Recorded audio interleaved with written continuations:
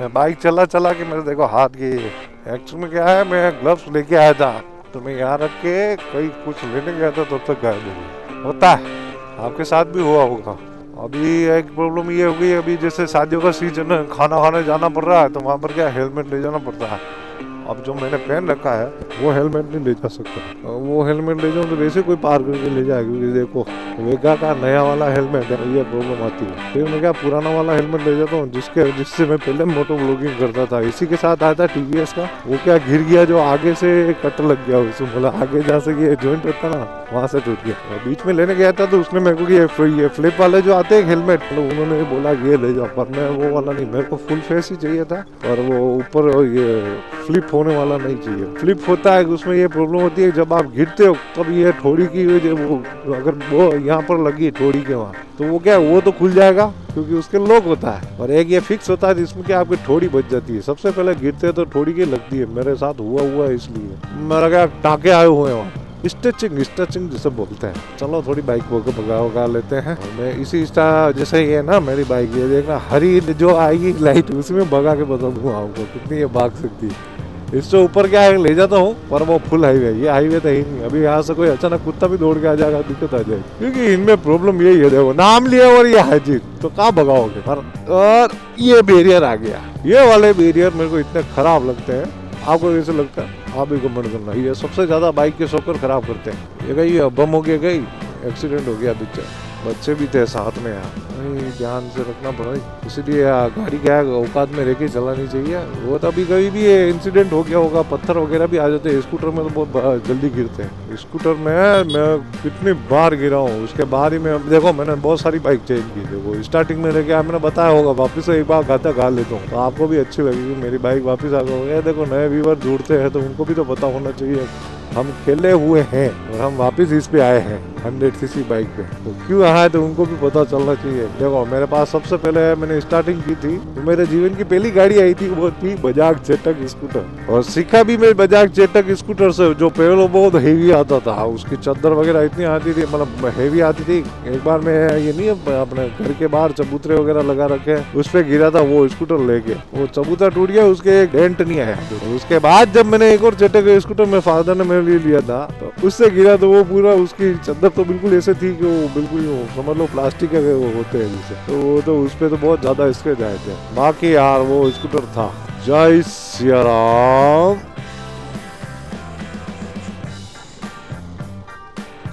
और जिस रास्ते की मैं बात कर रहा था कितने वहाँ माता जी का, वो ये रास्ता है। पहले यहाँ पर क्या था कि ये पूरा ओपन नहीं था, पहले यूँ घूम के आना पड़ता था यूँ ऐसे। अभी ये खोल दिया गया है और ये प्रतापपुरा रिको इंडस्ट्रियल एरिया। तो इस रास्ते के खुलने की वजह से क्या है कि एक तो ये बिलो का बेदला जाना, मतलब हॉस्पिटल जाना आसान होगा। बीमार डायरेक्ट एम्बुलेंस जाएगी गुज अंदर। और यहाँ पर भी ये नॉर्मल स्पीड अपनी यही रहती है, 60 की स्पीड सफिशिएंट रहती है। हाईवे पे जाओ 80-100 भगाओ आराम से, और ये आराम से भागेगी भी, कोई दिक्कत नहीं है। छोटी मोटी बाइक को तो ऐसे पीछे कर देती है। ये ऐसे देखो टीवीएस की अपाचे ले लो, कोई भी ले लो, सब भागने में एक्सपर्ट है, मतलब उस सेगमेंट की किंग ही कहलाती है ये बाइक। देखो टीवीएस की तारीफ नहीं कर रहा हूँ, टीवीएस की बुराई भी करता हूँ, मैं सब कुछ करता हूँ, पर जो है उसकी तो तारीफ करूंगा नहीं। इस बाइक को मेरे को लेने के बाद बेचने की इच्छा ही नहीं है मेरे को, नहीं इस पे अपनी वो हो गई। उसके बाद अगर कोई बाइक समझ में आती है तो मेरे को या तो अपाचे आती है या MT-15, पर वो भी क्या है छपरियों की तरफ ज्यादा जा रही है। और यहाँ पे सदाबहार बाइक तो एक ही है, वो क्या कहते हैं KTM 250। अगर मैं इससे ज़्यादा अगर लेना भी चाहूँ तो, पर वो इतना लेके भी क्या कहाँ जाऊँगा। और माइलेज वापस मेरे को माइलेज भी चाहिए। अपन कह देते हैं भाई माइलेज नहीं चाहिए, ऐसी बात नहीं है, शौक बड़ी चीज़ है भैया। शौक है ना जब जेब पे आती है तो वो शौक है ना थोड़े दिन के लिए अच्छा लगता है, फिर बाद में वो शौक भारी पड़ने लग जाते हैं। जब आपकी इनकम थोड़ी सी कम हो जाए कहीं पर भी, तो फिर वो क्या है ना, तो आप उसको मेंटेन कर पाओगे ना, कुछ नहीं। ये ऐसी बाइक है कि आप हमेशा आपका साथ देगी, पैसा भी बचाए। और बाकी तो ओला स्कूटर तो यही है पैसा बचाने के लिए, इलेक्ट्रिक की तरफ चले जाओ वो भी है, पर ये आपको कहीं रोकेगी नहीं। कहीं भी जाना है भाई, जो आप लॉन्ग टूर भी कर रहे हो तो आराम से जाती है, कोई प्रॉब्लम नहीं। 400 किलोमीटर तो मैं एक दिन में गए हूँ। चलेंगे वापस चलेंगे, आपको इसी बाइक पे राइड करके दिखाऊंगा, जो बोलोगे जहाँ बोलोगे वहाँ जाएंगे, ठीक है। ग्राउंड क्लियरेंस वगैरह कोई प्रॉब्लम नहीं, आराम से निकलती है। 160 mm इसका ग्राउंड क्लियरेंस, 160 भी नहीं होगा, 160 है हाँ सर कन्फर्म। पावर ऐसी बोलती है बाइक, सिटी राइड हो हाईवे राइड हो, मेरे को इसमें मज़ा आता है। मैं एक बार किस बाइक पे गया था तो मेरे को वो मज़ा नहीं आया जो इस पे वापस जाके आया। इस पे लगता है कि मैं कहीं जाके आया हूँ। और मैंने स्प्लेंडर भी एक बार यूज की थी, तो स्प्लेंडर पे क्या बैठते तो वो थोड़ा एक अजीब सा माहौल होता है वहाँ, यूँ लगते नहीं किसी बाइक पे बैठे, यूँ लगता है किसी बकरी को पकड़ के यूँ चल हाय हाय कर रहे होते हैं बकरी के ऊपर। इसमें ऐसा नहीं लगता है, इसमें तो लगता है आप किसी बाइक पे बैठे हो। और ऊपर का जो ये कॉकपिट है ना, बहुत अच्छा लगता है। कॉकपिट इसलिए कि हवाई जहाज है यार, हवाई जहाज में कॉकपिट नहीं होता, उस टाइप का दे रखा है, कितना शानदार लगता है। ज्यादा कोई फंक्शन नहीं, ना तो ब्लूटूथ कनेक्टिविटी कुछ नहीं है जो फंक्शन भी खराब होने जैसे, पर हाँ मजा आता है। जब बाइक जो अच्छी चलती है आप सारा कुछ ये सारा कुछ भूला जाता है। और एक इसकी हेडलाइट आ रहा भाई साहब, मजा आ जाता है। अभी खराब है, वो कंपनी में तो आ गई है, मेरे को टाइम नहीं मिल रहा है जाने का। सर्विस पे डालूंगा तब सब सारा कुछ करवा के लेके आऊँगा।